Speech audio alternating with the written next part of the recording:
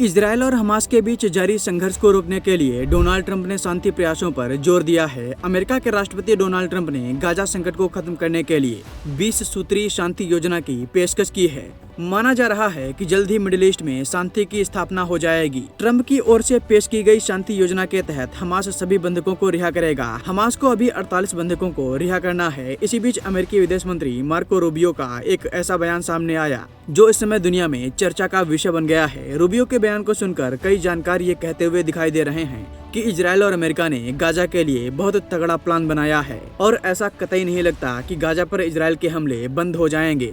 लेकिन अब सवाल ये कि मार्को रूबियो ने बोला क्या है और इसके पीछे की क्या कहानी है, आइए आपको इस वीडियो में विस्तार में बताते हैं।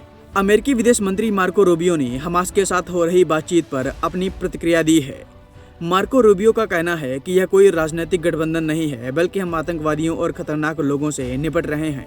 मार्को रूबियो ने दोनों पक्षों से शांति की अपील की है। उन्होंने कहा है कि बमबारी के बीच बंधकों को रिहा नहीं किया जा सकता, इसीलिए बमबारी को रोकना होगा। दरअसल सोशल मीडिया प्लेटफॉर्म एक्स पर मार्को रूबियो ने लिखा कि हम किसी राजनीतिक आंदोलन से नहीं बल्कि हत्यारों, बर्बर लोगों और आतंकवादियों से निपट रहे हैं। लेकिन हमें उम्मीद है कि अमेरिकी राष्ट्रपति डोनाल्ड ट्रंप द्वारा बनाया गया गठबंधन जो बंधकों की रिहाई और संघर्ष के समाधान के लिए हमारे साथ मिलकर काम कर रहा है। मार्को रूबियो ने इशारों में साफ कह दिया कि हमने इजरायल के बंधकों की वजह से हमास के साथ ये समझौता किया है, वरना हम आतंकवादियों और खतरनाक लोगों से गठबंधन नहीं करते।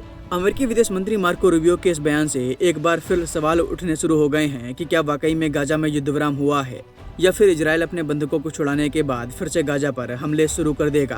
कई जानकारों का मानना है कि जब तक नोबेल पुरस्कारों का ऐलान नहीं हो जाता तब तक इजरायल ट्रंप के कहने से रुका है ताकि डोनाल्ड ट्रंप को युद्ध रुकवाने के लिए नोबेल पीस प्राइज मिल सके।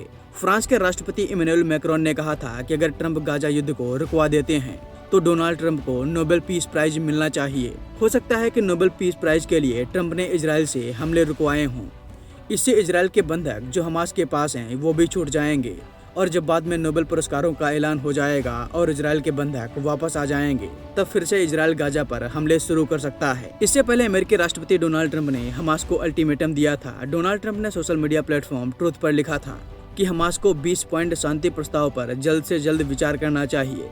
इसमें ज्यादा देरी बर्दाश्त नहीं की जाएगी। अमेरिकी राष्ट्रपति ने दावा किया कि बातचीत के बाद इजरायल पीछे हटने को तैयार हो गया है। हमने हमास को भी इसकी जानकारी दी है। हमास का जवाब मिलने के बाद तुरंत युद्ध विराम लागू हो जाएगा।